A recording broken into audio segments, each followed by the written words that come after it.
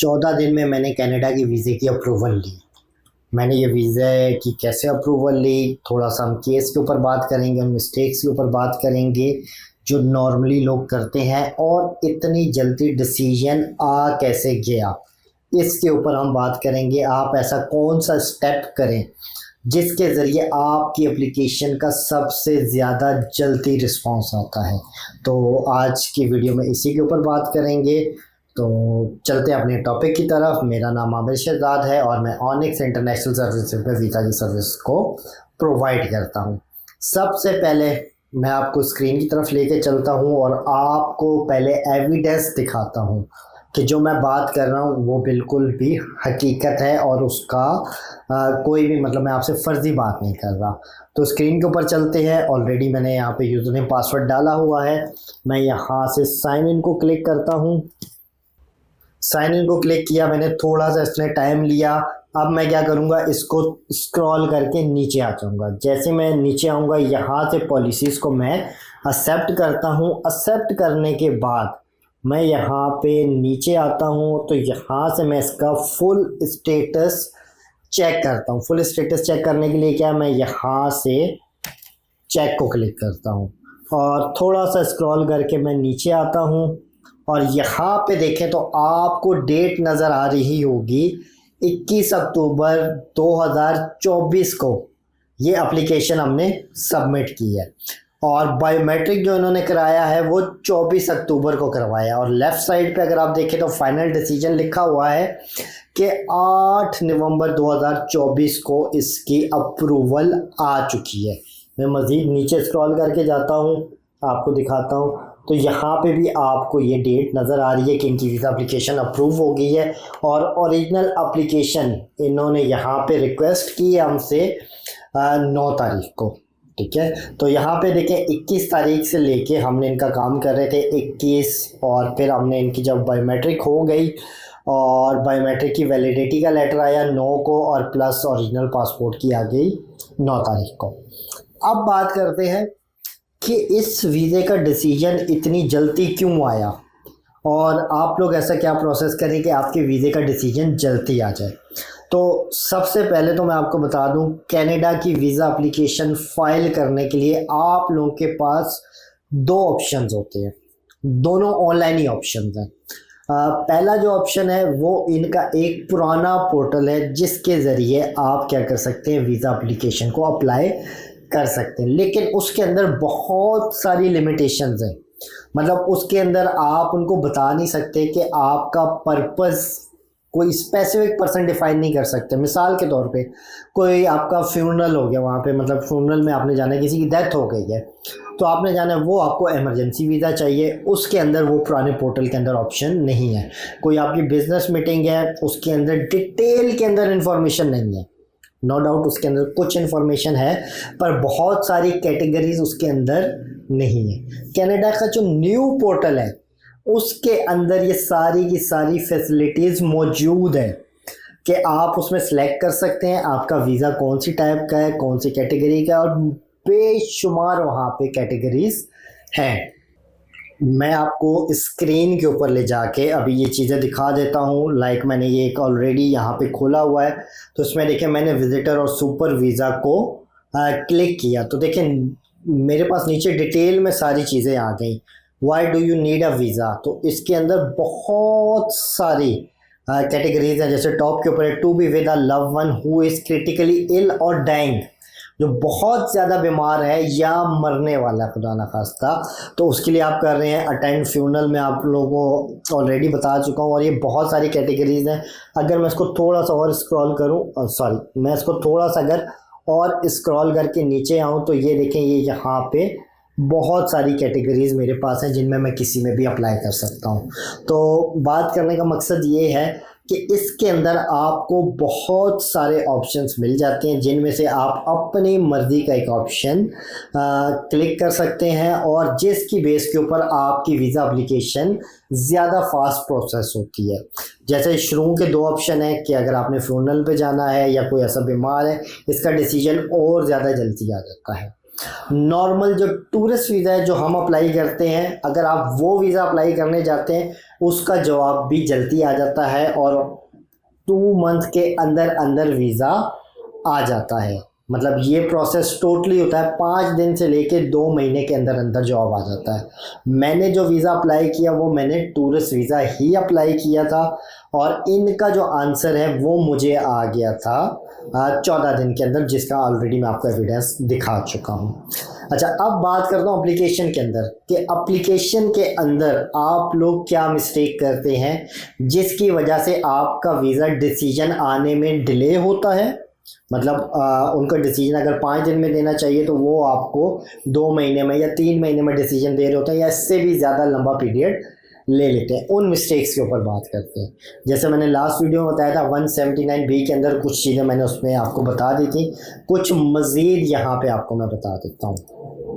सबसे पहले आपका जो ट्रैवल प्लान है वो आपका ऐसा ट्रैवल प्लान होना चाहिए कि जो एक्सेप्टेबल हो। एक्सेप्टेबल से मुराद ये है कि आपका होटल ऐसी लोकेशन पे होना चाहिए जो टूरिस्ट एरिया के अंदर है। इसके ज़रिए आप डिफरेंट वे से इंफॉर्मेशन गैदर कर सकते हैं। लाइक आप गूगल को यूज़ करें तो आपको इंफॉर्मेशन मिल जाती है कि कौन से टूरिस्ट एरिया हैं कौन से नहीं है। फिर उसके बाद आपको पता हो कि वहाँ से मेट्रो एक्सेस है, बस है, XYZ, जैसे भी आपने ट्रैवलिंग कैसे करना है वो आपको पता होना चाहिए, वो कन्वीनियंट होना चाहिए और आपका होटल बुकिंग टूरिस्ट एरिया के अंदर होना चाहिए। और जो पॉइंट आप विज़िट के लिए यहाँ पे डिक्लेयर करें, जैसे मैं प्लान बनाता हूँ तो मैं उसके अंदर डिफ़ाइन करता हूँ कि मैंने इस यहाँ से जाना है इस जगह पे, यहाँ से इस जगह पे और यहाँ से इस जगह पे, डिफरेंट पॉइंट्स बताता हूँ जो एक रास्ते में आते हुए होते हैं। और बेसिकली उसके अंदर मैं मेंशन भी करता हूँ कि कितने देर के लिए लोगों ने वहाँ पे रुकना है, मतलब जो ट्रैवलर उसने कितने टाइम के लिए रुकना है। इसके लिए भी मैं गूगल की हेल्प लेता हूँ, मुझे पता चल जाता है। यूजली लोग यहाँ पे 30 मिनट स्टे करते हैं, यूजली यहाँ पे 20 मिनट स्टे करते हैं, यूजली यहाँ पे 1 आवर या 2 आवर स्टे करते हैं। ये सारी इन्फॉर्मेशन ऑनलाइन अवेलेबल है तो आप उसको देख सकते हैं। तो दूसरी चीज़ ये है कि आपका ट्रैवल प्लान जो है वो बिल्कुल क्रिस्टल क्लियर होना चाहिए ताकि इन्वेस्टर को उस पर ज़्यादा मतलब ज़्यादा मेहनत ना करनी पड़े। अगर उसको ज़्यादा मेहनत करनी पड़ेगी तो वो आपके काम को या तो साइड पे कर देगा या आपकी वीज़ा को रिजेक्ट कर देगा। 2 चीज़ होगी। तीसरी चीज़ जो मोस्ट इम्पॉर्टेंट चीज़ है वो क्या है कि आपके बिजनेस की डिटेल। यहाँ पे लोग गलती करते हैं और बहुत बड़ी गलती करते हैं, बहुत मेजर गलती करते हैं, जो एक रीज़न बनता है उनका वीज़ा रिफ्यूज़ करने का। पुराने पोर्टल को भी देखें, उसमें भी मैंने मिस्टेक्स देखे ये करते हैं। नए पोर्टल पे भी देखें, नए पोर्टल पे तो खैर उन्होंने लिमिट कर दिया है, अब आप वहाँ पे ये गलती कर ही नहीं सकते। आपसे बेसिकली वो पूछते हैं कि आपने पिछले 10 सालों के अंदर क्या क्या काम किया है। मतलब आपने बिजनेस किया है, नौकरी की है, XYZ, वो आपसे आपकी वर्क की डिटेल मांगते हैं। तो आपने पिछले 10 साल की डिटेल देनी होती है। कुछ लोगों का बिजनेस 4 साल 5 साल पुराना होता है तो जस्ट वो सिर्फ उसी की डिटेल देते हैं, इसके अलावा वो डिटेल देते ही नहीं है। हाँ, अगर कोई बंदे ने स्टार्ट ही बिजनेस अभी किया 5 साल, उससे पहले ना वो नौकरी करता था ना बिजनेस करता था, तो आप क्या करें ऐसी सूरत में? देखिए वो कुछ तो करता था ना, लाइक उसकी कोई एजुकेशनल डिटेल होगी, आप वो डाल सकते हैं कि एजुकेशनल डिटेल थी।